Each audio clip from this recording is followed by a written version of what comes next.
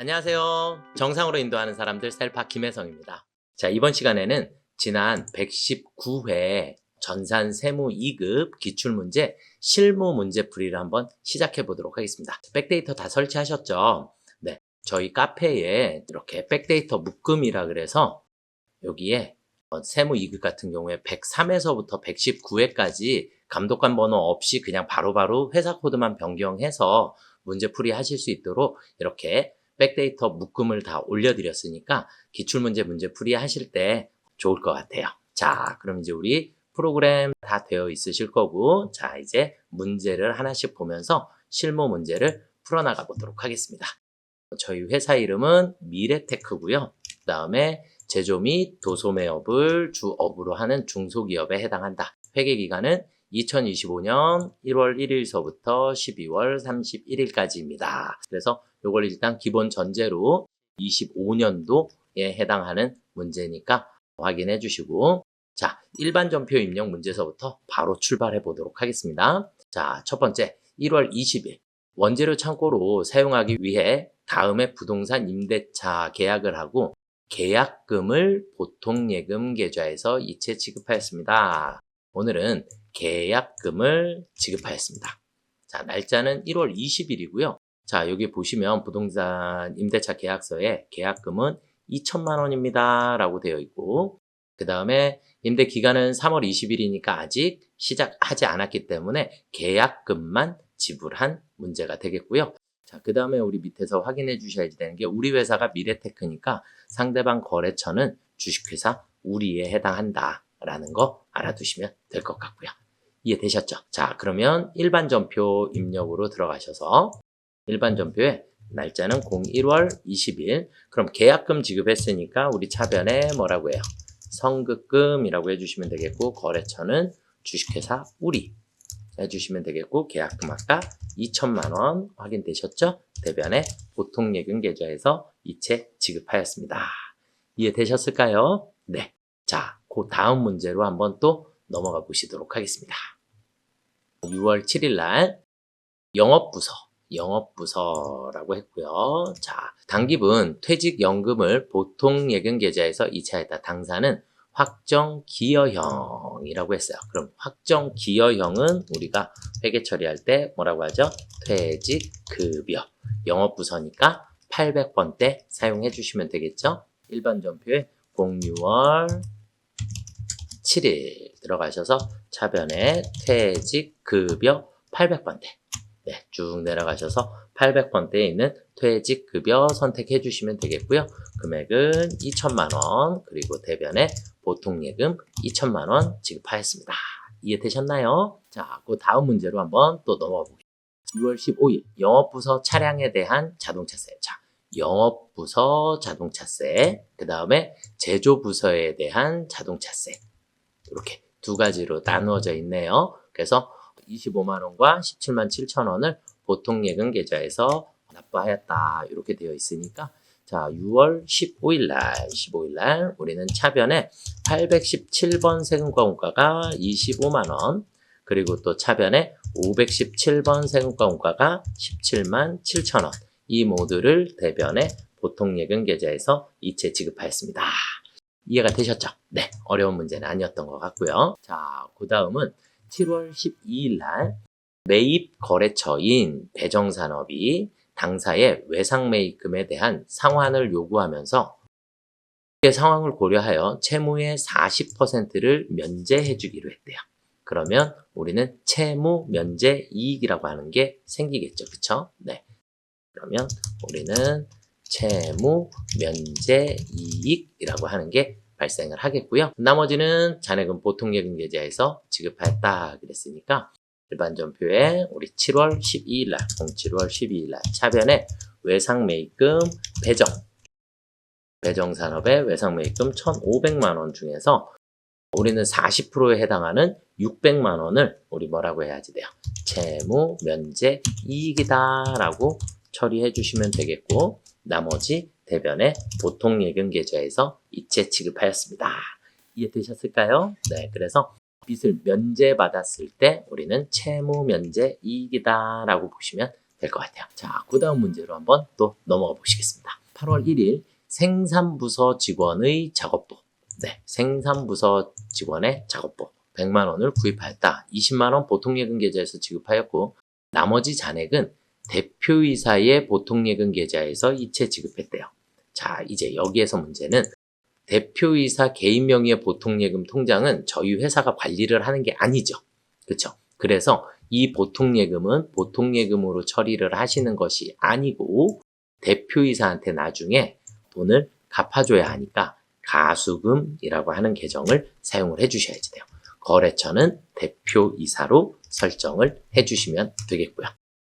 그러면 다시 일반 전표에 08월 01일 날 차변에 우리 작업복 뭐라고 하죠? 복리후생비 511번 복리후생비로 처리해 주시면 되겠고요.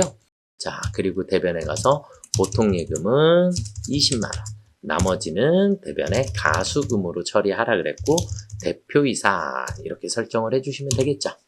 그쵸? 이해가 되셨을까요? 네. 자, 다음 문제로 한번 또 넘어가 보시도록 하겠습니다. 자, 이제 메인 매출 전표에 입력하라 그랬어요. 메인 매출 전표. 문제 1번서부터 한번 보도록 하겠습니다. 제품을 비사업자에게 현금 판매하고 현금 영수증을 발급했대요. 현금 영수증을 판매했으니까 현금 과세 매출로 보시면 되겠고 거래 금액은 77만 원 해주시면 되겠고요. 네, 지금 문제상에서는 거래처 정보가 따로 안 나와 있네요. 그렇죠? 소득공제 개인이고 그러다 보니까 정보가 따로 안 주어져 있는 것 같습니다. 자, 그러면 우리 메인 매출 전표에 들어가셔서 날짜는 07월 12일 날 현금과세 매출 22번 제품 판매했고요. 공급가액은 77만 원 써주시면 자동으로 나눠질 거고 거래처는 생략하셔도 됩니다. 생략하셔도 되겠고 자, 그 다음에 분계는 현금으로 처리해 주시면 되겠죠? 이해가 되셨을까요? 네. 자, 그 다음 문제로 바로 또 넘어가 보시도록 하겠습니다. 자, 다음 문제는 8월 1일 날 업무용으로 사용할 목적으로 아름자동차로부터 승용차 7인승 2050cc를 구입하고 전자세금 계산서를 발급받았다. 업무용 승용차 2050cc라고 그랬고요.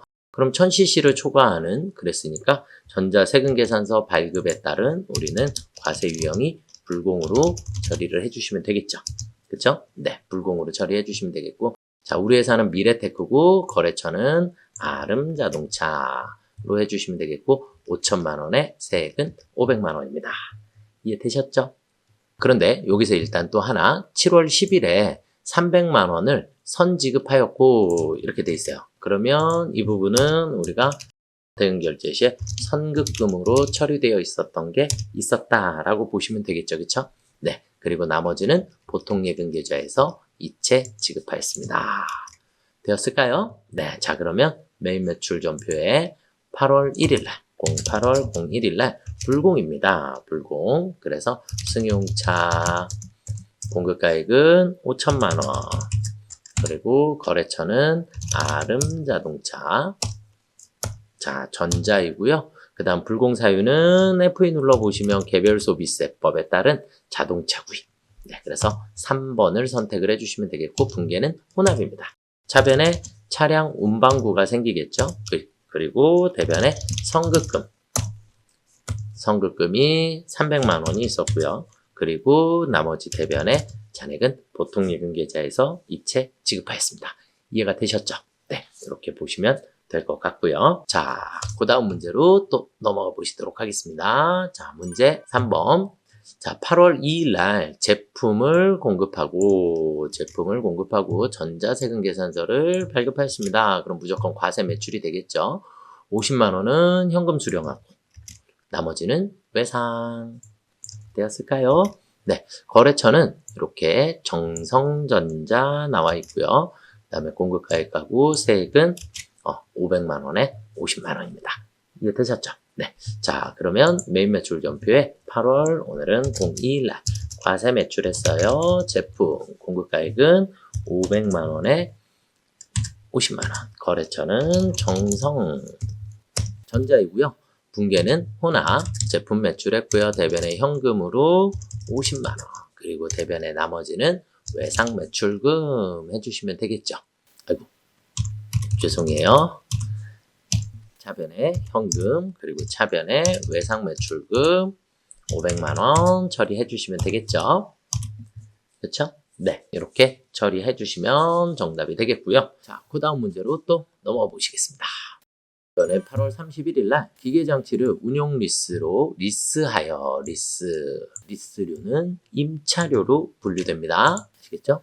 대금은 다음 달 말에 지급하기로 하였고, 자, 제품 생산에 이용하고 전자계산서를 발급받았습니다. 전자계산서 면세죠, 면세. 그쵸? 그래서 리스료는 145만원이 되겠고요. 자, 그 다음에 대금은 다음 달에 지급하기로 했으니까 미지급금으로 처리를 해주시면 되겠죠. 네, 임차료이기 때문에. 자, 그러면 우리 8월 31일 날 면세 매입에 해당하겠죠. 그쵸? 면세 매입 53번 리스료. 그래서 공급가액은 145만원. 거래처는 여기 보니까 삼정캐피탈 이렇게 되어 있네요. 그쵸? 네. 그래서 삼정캐피탈 전자이고요. 분계는 혼합. 임차료. 그런데 생산부서에서 사용할 거니까 500바트. 그리고 대변에 가서 미지급금으로 처리해 주시면 되겠죠? 그쵸? 네. 자, 이번에는 영업부서 직원들을 위해서 안양 도시락에서 도시락을 주문하고 현금 영수증을 발급받았다. 이렇게 되어 있습니다. 대금은 현금으로 지급하였고요. 그러면 우리는 안양 도시락의 금액은 총 27만 5천원.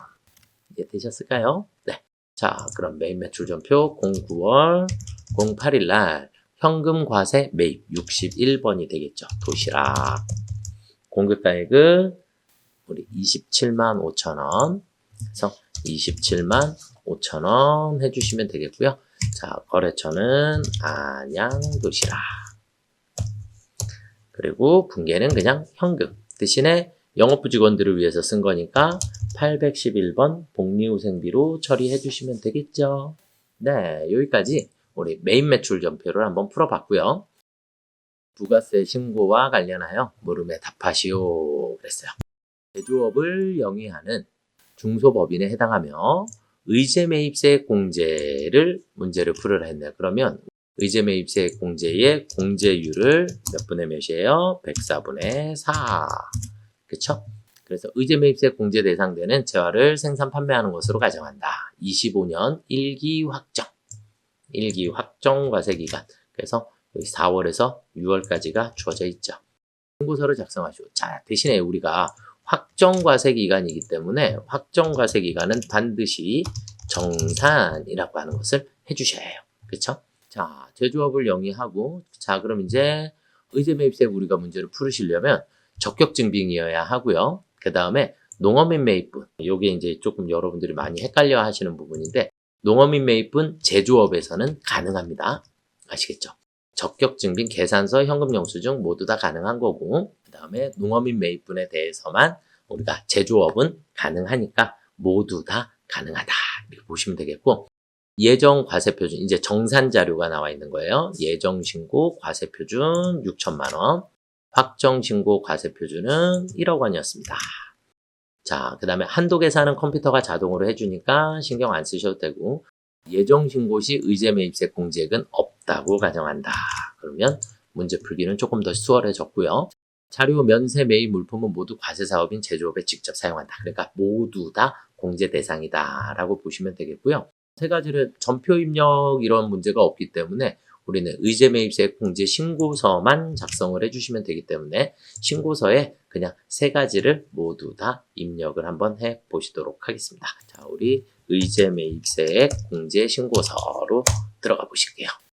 우리 여기서 순서대로 하나씩, 일단 날짜는 4월에서 6월이 되겠고요. 첫 번째는 F2 눌러서 그러면 통상 나오고, 취득일자 2025년 05월 15일이고요. 구분은 계산서, 네, 물품명은 야채, 수량은 1, 매입가액은 3,900만 원입니다. 공제율은 104분의 4 적용해 주시면 되겠고요. 자, 그 다음 두 번째는 또 FE 원투 식자재 2025년 05월 31일이고요. 자, 구분은 이번에는 현금 영수증이니까 신용카드 등 현금 영수증은 신용카드는 현금 영수증을 항상 포함하고 있다. 이렇게 보시면 되겠고, 과일 수량은 1, 2,860만 원, 공제율은 104분의 4 넣어주시면 되겠고, 자, 그 다음 세 번째는 FE 김길동 해주시고 2025년 06월 15일 구분은 농어민 매입분 3번으로 해주시고, 쌀 수량은 1, 1,300만 원입니다. 공제율은 104분의 4 여기까지 입력을 해주시고, 자, 이제 예정신고시 과세표준 이제 정산이라는 걸 해야 하니까 우리 화면 아래쪽에 이렇게 과세표준 창을 조금만 줄일게요. 자, 그러면 예정분 과세표준은 6천만 원이었고요. 확정분 과세표준은 1억 원이었습니다. 자, 그 다음에 단기 매입액 자동 계산되어 있고, 원래는 이 단기 매입액 항상 예정신고분이 있으면 예정분 포함해서 단기 매입액은 항상 정산하실 때는 예정 플러스 확정으로 해주셔야 되는데, 지금 우리 예정신고 시 의제매입세 공제액이 없다고 가정했으니까 그냥 요 금액 그대로. 그러면 자동으로 한도 계산은 자동으로 알아서 해주고, 공제 대상 금액 예정신고분 없으니까 입력 안 하셔도 되고, 여기까지 저장해 주시면 정답이 되겠습니다. 어렵지는 않았죠, 이번에. 네, 이번에는 그래도 기본적인 문제만 나와서, 그래서 농어민 매입분만 정확하게 여러분들이 넣어주시면 되지 않을까라고 생각이 됩니다. 자, 그 다음으로 한번 또 넘어가 보시도록 하겠습니다. 2기 부가세 확정신고 기간에 부가세 신고서를 작성하시오. 이렇게 되어 있어요. 자, 그럼 부가세 신고서 빈 걸로 나와 있겠죠. 날짜는 10월부터 12월이고요. 부가가치세 신고서 열으셔서 날짜는 2기 확정이니까 10월부터 12월이 되겠어요. 깨끗한 화면이 나와 있죠. 자, 위에서부터 순서대로 과세분 7억. 자, 그 다음에 신용카드 3천만 원. 신용카드 3천만 원.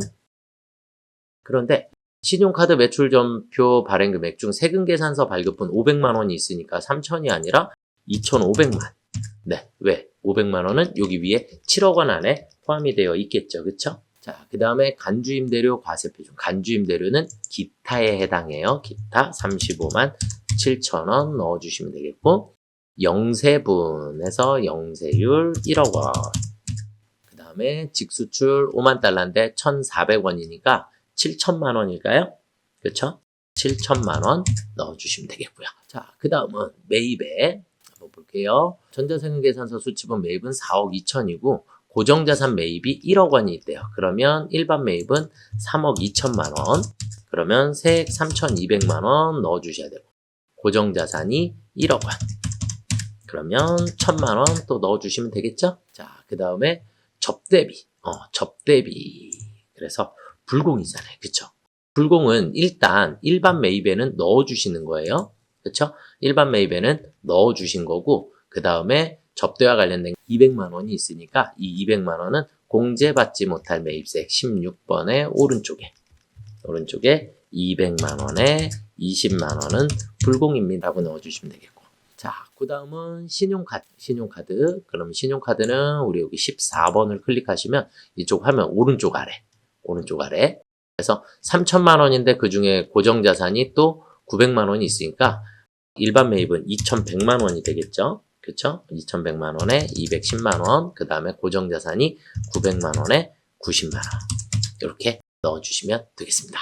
그 다음은 기타에 이제 홈택스에서 전자신고 한대요. 그럼 전자신고는 우리 여기에 18번인데 여기 19번 클릭하시면 18번 나와요. 전자신고세 공제 만원 넣어주시면 되겠고, 예정신고 미완급세액이 200만 원이 있으니까 예정신고 미완급세액 21번에 200만 원 넣어주시면 되겠습니다. 나머지는 입력이 다 끝났죠, 그쵸? 네, 입력이 다 끝났으니까 마지막 최종적으로 나온 세액은 2,572만 5,700원 이렇게 해서 납부세액을 계산을 했습니다. 네, 여기까지 풀으셨으면 저장해 주시면 되겠고요. 다음 문제는 미래테크의 1기 부가세 예정신고서가 작성 마감되어 있다. 홈택스에서 전자신고를 수행하시오 그랬으니까 우리는 컨트롤 엔터 전자신고, 그래서 부가세에 대한 전자신고를 들어가 보시도록 하겠습니다. 자, 1기 예정이라고 했으니까 1월에서 3월까지가 되겠죠? 네, 그러면 이렇게 마감되어 있으니까 우리는 여기서 제작 버튼 눌러주시면 되겠고, 여기에 1, 2, 3, 4, 1, 2, 3, 4. 그래서 제작 1, 2, 3, 4, 1, 2, 3, 4. 탭 한 번 더 1, 2, 3, 4, 1, 2, 3, 4 확인 해주시면 제작이 완료되었습니다. 이렇게 나오고 홈택스 바로 가기. 들어가셔서 첫 번째 창은 크게 의미가 없고요. 닫고 그 다음에 찾아보기 누르시면 제일 밑으로 내려가시면 오늘 날짜의 파일이 이렇게 열기 들어가시면 되겠고, 자 밑에 형식 검증 1, 2, 3, 4, 1, 2, 3, 4 확인, 결과, 내용 검증, 결과, 그리고 전자 파일 제출하기까지 확인. 네. 그리고 인쇄는 안 하세요. 네, 닫기 해주시면 되겠고, 여기까지 전자신고 문제를 풀어봤습니다. 그 다음은 이제 결산 문제로 넘어가 보도록 하겠습니다. 결산 문제인데, 부가세 확정 신고 기간에 관련 내용이다. 부가세 예수금, 대급금을 부가세를 정리하세요. 12월 31일 날 부가세 정리하는 회계 처리를 하라 그랬고요. 납부세금, 환급세금, 미지급세금으로 처리해 주시면 되겠고, 그 다음에 경감공제세액은 자비익으로 처리하라 그랬고요. 가산세는 잡손실로 처리하라 그랬어요. 문제상에서 다 주어져 있어요. 그러니까 여기 있는 가산세는 잡손실, 그리고 전자신고세 공제에 해당하는 것은 잡이익으로 처리를 하라 그랬고요. 예수금은 원래 대변에 있으니까 차변으로, 대급금은 차변에 있으니까 대변으로 반대쪽으로 무조건 사라지는 거죠. 정리한다 그랬으니까. 자, 그러면 일반 전표에 12월 31일로 가보도록 하겠습니다. 12월 31일. 자, 그럼 차변에 부가세 예수금 2,150만원, 그리고 대변에 부가세 대급금 2,300만원, 그리고 차변에 잡손실이 51만원, 그리고 대변에 잡이익이 만원. 이렇게 됐는데, 화면에 이제 대차 차익이 마이너스 100만원이 생겼죠? 그럼 마이너스가 생겼다는 얘기는 환급받아야지 되는 상황이 생긴 거다라고 보시면 되겠고, 마이너스는 무조건 차변에 우리 뭐라고 처리해요? 환급세액이 생겼으니까 환급세액은 미수금으로 처리해 주시면 되겠죠. 그쵸? 네, 국가로부터 환급받는 거니까 미수금의 거래처 따로 쓰지 않으셔도 괜찮습니다. 이해가 되셨을까요? 네, 자, 그 다음 문제로 한번 넘어가 보시겠습니다. 단기매매증권 그랬는데 천주 올해에 취득했네요. 자, 보유하고 있었고 공정가치가 15,650원이 됐대요. 그러면 12,550원에서 15,650원이 됐으니까 3,100원이 늘어났나요? 그쵸. 그러면 천주에 곱하기 3,100원씩. 그러면 310만원만큼이 가치가 상승했죠. 가치가 상승했다는 얘기는 내 자산이 어떻게 되었다?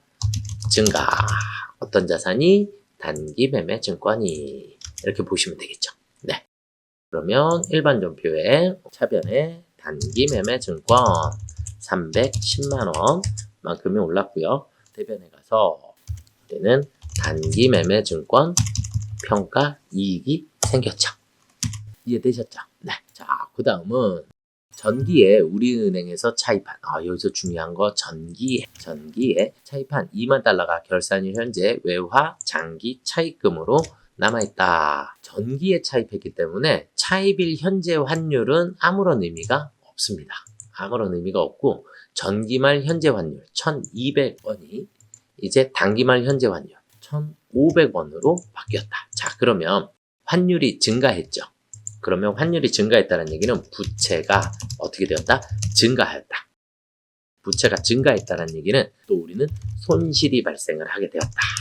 이렇게 보시면 되겠고, 그 손실액은 일단 2만 달러 곱하기 환율이 300원이 올랐네요. 그쵸? 300원만큼을 해주시면 되니까 우리 총 600만 원인가요? 네, 600만 원만큼의 외화 환산 손실이 발생을 했어요. 자, 여기서 중요한 거 우리 거래처 우리은행 빼먹으시면 안 돼요. 자, 그러면 우리 일반 전표에 또 들어가셔서 우리 대변의 외화 장기 차입금 우리은행의 외화 장기 차입금이 600만 원이 증가를 했어요. 증가를 했고 차변에 우리는 외화 환산 손실, 외환차손 쓰시면 안 돼요. 그건 돈을 갚을 때 쓰시는 거예요. 그래서 외화 환산 손실, 결산일만 쓰는 계정 과목이다. 이렇게 보시면 될 것 같아요. 자, 그 다음은요. 단기 중 실제 현금보다 장부상 현금이 많아, 만 원이 많아 현금과부족으로 처리했대요.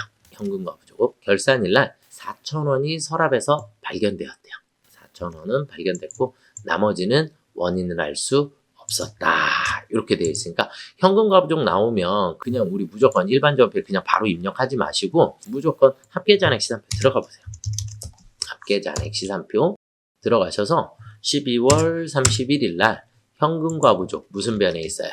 차변에 있죠. 그쵸? 네, 차변에 있으니까 얘가 어디로? 대변에 현금과까지 치셔야 합니다. 현금과부족 만원.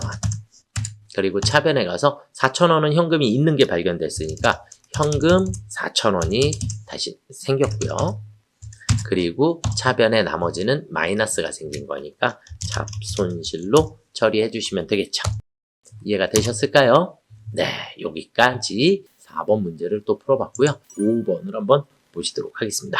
재고자산은 다음과 같다. 결산자료 입력하여 결산을 수행하시오 그랬어요. 자, 그럼 금액은 원재료는 8,200인데 선적지 인도 조건에 따라 선적되어 매입 운송 중인 미착 원재료. 선적지 인도 조건이면 소유권이 넘어왔어요. 그러니까 이거 내 거 맞아요. 그러니까 그럼 여기다 플러스 200 해주시면 되겠고 제공품은 그대로고 제품이 수탁자가 보관 중인 위탁품. 그러니까 우리 회사가 위탁자예요. 우리 회사가 보내준 거예요. 그런데 아직 보관 중이란 얘기는 판매가 안 됐으니까 이 500만 원도 내 거 맞죠? 그쵸? 그래서 500만 원도 플러스 해주시면 되겠습니다. 그러면 우리는 결산자료 입력에 가셔서 결산자료 입력에 엔터 치시면 처음부터 끝까지 나오게 되고 첫 번째 원재료, 기말 원재료는 8,400만 원이죠. 8,400. 자, 그 다음에 제공품, 기말 제공품 6,500. 그리고 기말 제품 1억 1,000만 원입니다. 이해되셨을까요? 네, 이렇게 입력해 주시고 반드시 전표 추가 눌러주시면 되겠죠. 그럼 여기까지 결산 문제까지 모두 다 풀어보셨습니다. 그 다음 이제 원천징수 관련 문제에 격리부서 부장 근무하는 고현석의 11월 그런데 11월 급여구 지급일은 12월 5일입니다. 그렇죠? 이게 서로 다른 거. 수당공제 등록하라 했고요. 그 다음 급여자료 입력, 그 다음에 원천징수 이행사항 신고서까지 작성을 하라 그랬어요. 그래서 일단 우리 급여자료 입력에 들어가셔서 입력을 해주시면 되는데 자, 한번 볼게요. 월정액 및 통상임금은 고려하지 않으며 사용하는 수당 및 공제 이외의 항목은 사용 여부를 부로 반영한다. 부로 반영한다. 공제 항목 불러오는 데이터 무시하고 직접 입력하여 작성하라 그랬고요. 전월 미환급세액이 22만 원이 있습니다. 됐고요. 직책수당 식대. 자, 식대서부터 한번 볼게요. 해당 회사는 현물로 식사를 제공하지 않는다. 그럼 식대 비과세. 맞나요? 네. 식대 비과세. 직책수당 무조건 과세니까. 야간 근로는 절대 건드리는 거 아니에요. 그쵸? 네. 그 다음에 보육수당 6세 이하의 자녀가 있는 경우 1인당 20만 원의 수당을 지급하고 있다. 그래서 보육수당도 비과세. 자가운전 본인 명의의 차량을 소유하고 있고 업무 수행에 이용하는 경우에 자가운전 보조금 대신에 별도의 시내 교통비를 지급하지 않는다 이랬으니까 자가운전 보조금도 비과세에 해당합니다. 그러니까 모두 비과세다라고 보시면 될 것 같고요. 자, 급여자료 입력으로 한번 들어가 보시도록 하겠습니다. 급여자료 입력으로 들어가셔서 일단 수당공제에서부터 그래서 상여가 없죠. 직책수당 있고 월차가 없고 식대, 자가운전, 야간근로 그 다음에 우리 비과세의 보육수당 그냥 여기서 F2 누르셔서 보육이라고 검색하시면 이렇게 보육수당 6세 이하의 자녀가 있는 경우에 보육수당을 받을 수 있습니다. 자, 여기까지 등록하셨으면 확인 해주시고, 귀속 연월은 11월이라 했고요. 11월. 다음에 지급 연월일은 언제라 그랬죠? 12월 5일이라 그랬어요. 그래서 12월 05일입니다. 그리고 고현석에 기본급서부터 순서대로 입력을 해주시면 되겠죠. 300, 직책수당 10만원, 빼 20, 자가운전 25만원, 야간근로 30만원, 보육수당 20만원, 국민연금 14만 1,750원, 건강보험료 12만 1,270원, 장기요양보험료 15,700원, 고용보험 27,600원, 94,840원, 880원, 9,480원. 이렇게 다 나왔죠. 네, 여기까지 입력해 주셨으면 급여 자료는 입력이 끝났고요. 자, 그 다음은 이제 우리 어디 가요? 원천징수 이행사항 신고서. 원천징수 이행사항 신고서에 가시면 귀속 기간은 11월입니다. 11월. 지급은 12월이고요. 12월. 그래서 정기신고에 들어가시면 이렇게 나오게 되고, 우리 여기 전월 미완급세액 22만원 있다 그랬죠? 그렇죠? 그래서 원천징수 이행사항 신고서에 전월 미완급세액 22만원이 있습니다. 이해되셨을까요? 네. 원천징수 이행사항 신고서는 저장 버튼이 없으니까 반드시 밖으로 빠져나가는 ESC 키 한번 눌러주시면 저장하시겠습니까? 예 해주셔야 채점이 됩니다. 네. 여기까지 급여 자료 입력을 한번 해보았고요. 그 다음은 영업부서에 재직 중인 윤지원 사원의 연말정산 관련 자료이다. 아래 자료를 이용하여 연말정산 추가 자료 입력 메뉴에 부양가족, 그리고 신용카드, 그리고 의료비, 월세를 입력하라 그랬어요. 그리고 마지막에 연말정산 입력 탭을 입력하라고 주어져 있네요. 그쵸? 자, 그러면 부양가족서부터 한번 확인해 볼게요. 자, 본인이고요. 총 급여액은 8천만 원입니다. 그러면 이게 또 중요해요. 왜냐하면 월세를 입력하라 그랬기 때문에 월세는 8천만 원까지만 가능합니다. 그러니까 8천만 원 이하로 되어 있는 거니까 8천만 원까지 가능하다. 이렇게 보시면 되겠고, 자, 모친 배당소득 금액이 2,500만 원이 돼요. 금융소득은 얼마를 기준으로 하죠? 2천만 원을 기준으로 하는데 2천만 원이 넘어가기 때문에 모친은 안 된다 라고 보시면 되겠고, 부에 해당하고, 배우자 일용근로소득 금액은 비과세, 분리과세니까 전혀 상관없고요. 그 다음에 고등학생 윤지아는 장애인에 해당한다. 그 다음에 해외 유학 중이어도 내 자녀 맞고요. 취약 전 아동이 있다. 그래서 동거 여부에 부라고 되어 있어도 신경 쓰지 마시고 모두 입력해 주시면 됩니다. 그래서 모친만 부에 해당한다. 아시겠죠? 우리 여기까지 사원 등록을 먼저 한번 해볼까요? 네, 사원 등록에 가셔서 윤지원 부양가족 명세에 먼저 그냥 쭉 타이프를 칩니다. 그냥 뒤에 있는 거 신경 안 쓰시고, 일단 첫 번째 모친 강모친 591210212186, 그 다음에 배우자 이아림 8312로 261186, 그 다음에 자녀 윤지아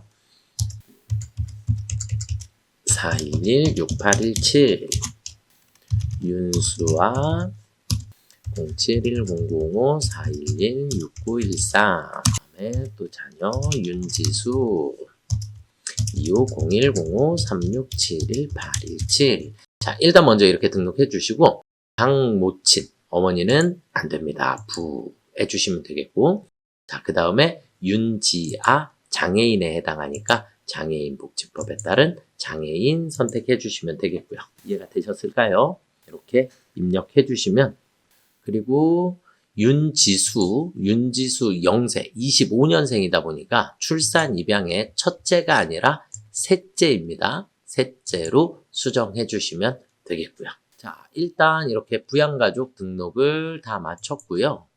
자, 우리는 얘를 여기서 입력하셔도 되고, 아니면 연말정산 입력 탭에서 입력을 하셔도 상관이 없으세요.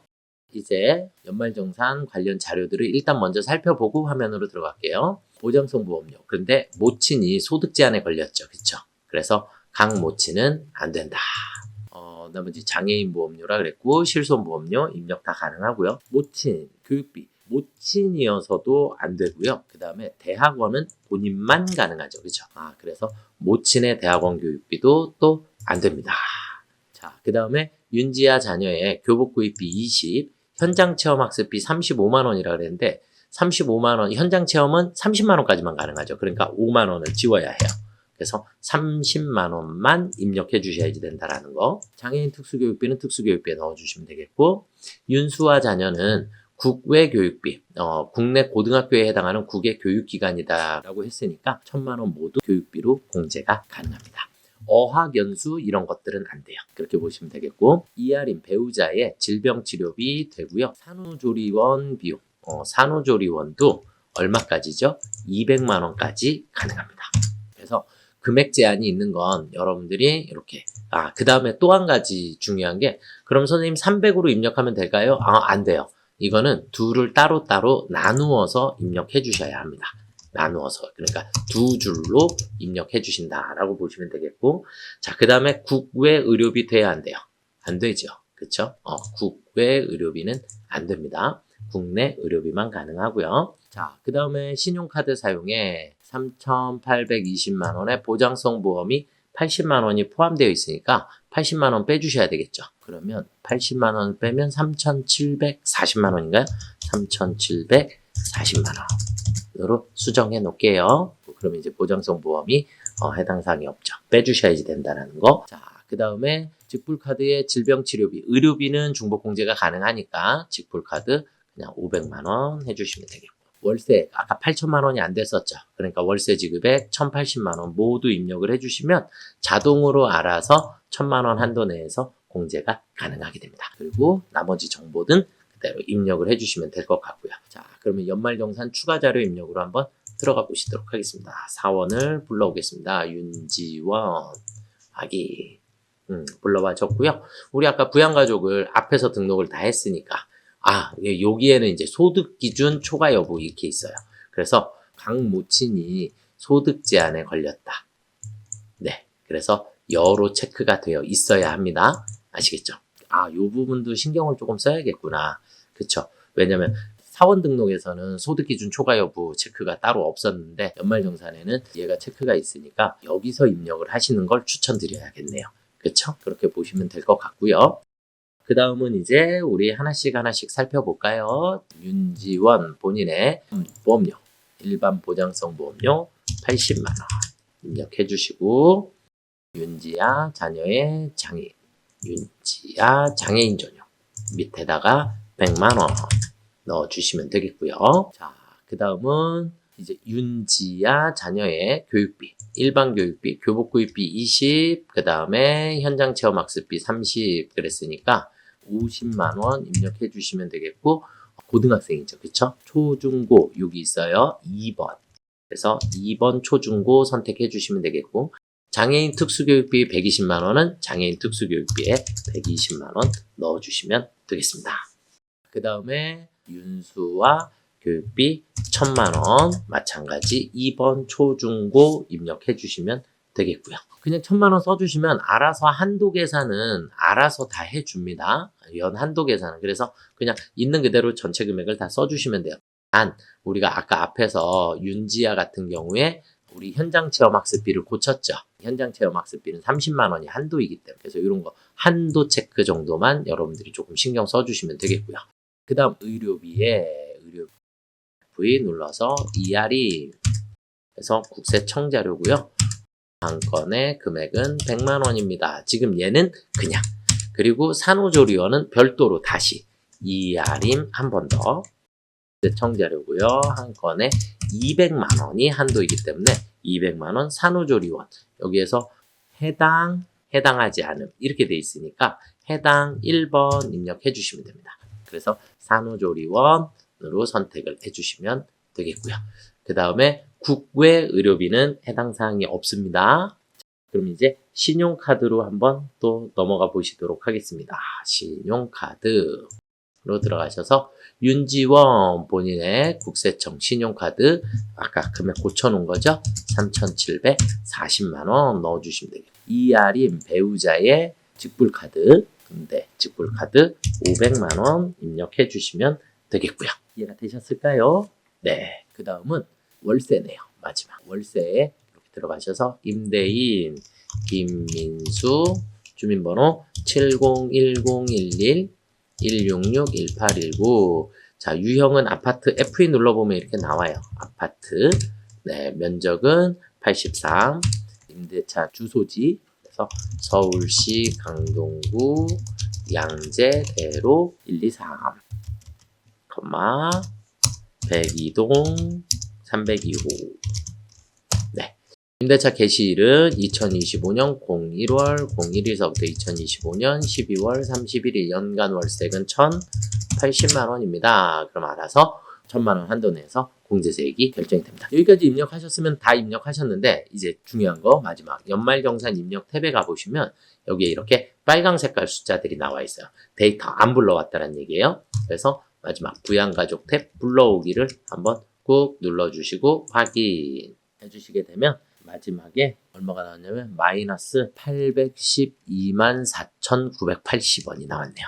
그쵸? 그래서 여기까지 작성해 주시면 정답이 되겠습니다. 자, 이렇게 문제를 한번 풀어봤는데 오랜만에 그래도 119회 시험 문제는 조금 쉬웠던 것 같아요.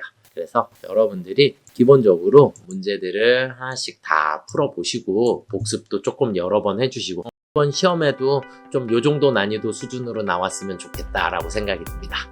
네, 여러분들의 합격을 응원하겠습니다. 오늘은 여기까지 하도록 하겠습니다. 수고들 많이 하셨습니다.